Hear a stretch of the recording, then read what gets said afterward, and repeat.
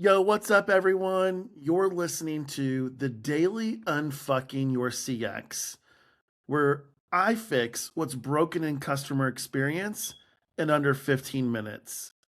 I'm Zack Hamilton, your host, and I'm looking forward to unfucking today. Yo, what's up, everyone? Hopefully, your Friday is coming in nice today. The last couple days, I've been fortunate enough to be a guest on a couple podcasts and having conversations of my own with different CX leaders and even executive leaders. And there's this common theme in a lot of those conversations today. And so I thought, why not go live and do give a little quick gut check? And the tone of the conversation's really been this, that somewhere along the way, performance has become a dirty word in customer experience. Think about it. CX used to be about execution and outcomes and operational consistency and even, yes, accountability. And now when we think about customer experience, it's really become littered with dashboards and insights and never ending PowerPoint decks that executive leaders have even admitted they're not reading them. It's been littered with sentiment charts and ongoing vanity metric trends. And so today I want to challenge a core belief in this industry that customer experience is not a discipline. It's a performance metric. And that one shift in thinking completely changes how you lead CX, how your executives buy in and treats CX, and whether CX ever really gets power and influence inside of your organization. I mean, at its core, customer experience is pretty darn simple. Right? If you think about it, every company, no matter what industry that you are in, makes a promise, that brand promise. And that brand promise is derived from the market research work that's conducted to really understand consumer behavior and their expectations.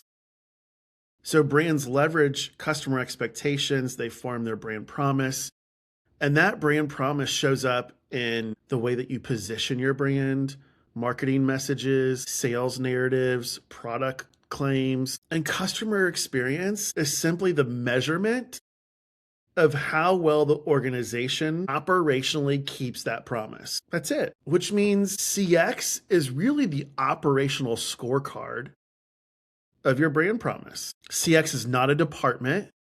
It's not a mindset. It's not a program or even a platform. CX is a performance metric.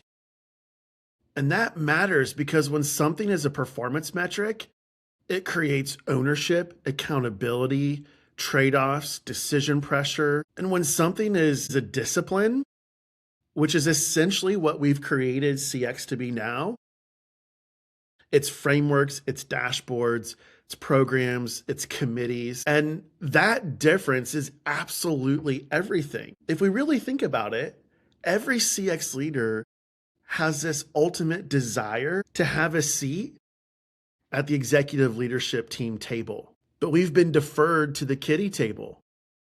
And the reason for that is we spend all day coloring in our sentiment charts on PowerPoint instead of being accountable and driving decisions. And somewhere along the way, CX has quietly shifted.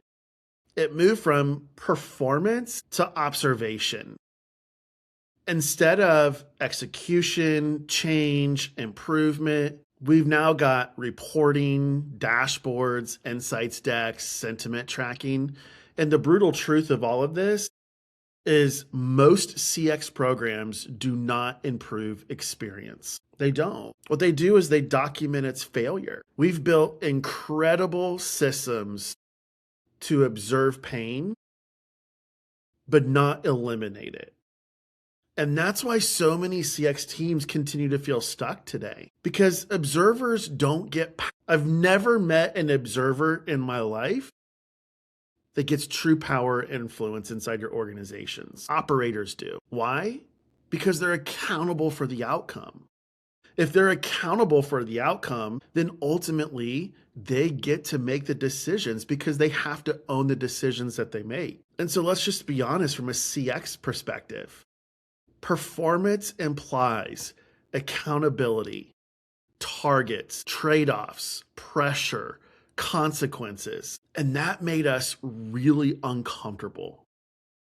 So we softened. We shifted to empathy, delight, advocacy, awareness, culture. Yes, those are all important. But here's the problem. When performance disappears, urgency disappears. And when urgency disappears, priority disappears. Now, when priority disappears, guess what? Budgets disappear. And that's exactly why CX lost executive authority. Not because it didn't lack value, but because it stopped commanding performance relevance. So let me translate this into executive language. Executives don't wake up thinking, how's our NPS doing? They wake up thinking, how do I grow revenue? How do I reduce cost? How do I drive profitability? How do I manage risk? How do I increase speed inside of my organization? And so when CX shows up with dashboards and insights, the subconscious reaction is interesting, but so what? And hopefully they say that to you out loud. Like I was blessed very early on in my CX career when my CEO said, great, so what? But when we show up, when CX shows up and says, here's where our operations are failing to meet customer expectations, and here's the financial impact. And if we don't course correct, the trailing impact is going to be X, Y, and Z, which means we're in jeopardy of hitting our yearly revenue target. When we show up and frame the problem in financial terms and also show the cost of inaction, a decision will get made. Now, the decision might not always be something gets prioritized. We might honestly look at the cost of inaction and say, we're willing to accept that because we have other priorities that we have to take care of. And when we show up this way, CX is no longer a measurement function. We become a business performance system like we once were. And that's the shift. And it's my core belief that the most important outcome of CX is decision velocity. Not trust, not sentiment, not loyalty. Those are all derivatives. Speed of action after friction is identified is the most important metric. Because trust is built or destroyed in the timeliness of execution. If customers tell you something is broken and it takes 90 days, 6 months, 12 months, or never, that delay is the experience. So CX should be measured by how fast can we detect friction? How fast can we get it prioritized within the organization? How fast can we act?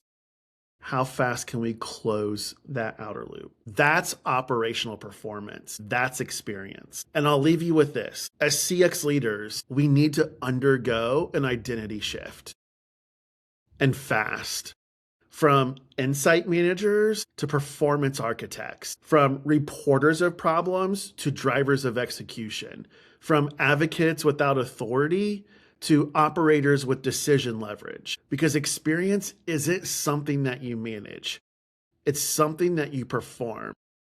And the companies that understand that will out-execute, out-learn, outgrow everyone else. So if you're a CX leader listening to this, ask yourself one question and answer it honestly. Where does my team spend more time reporting experience or improving performance? That answer tells you exactly why CX has or hasn't earned the seat at the table inside your organization. Well, that's it for today's Daily Unfucking.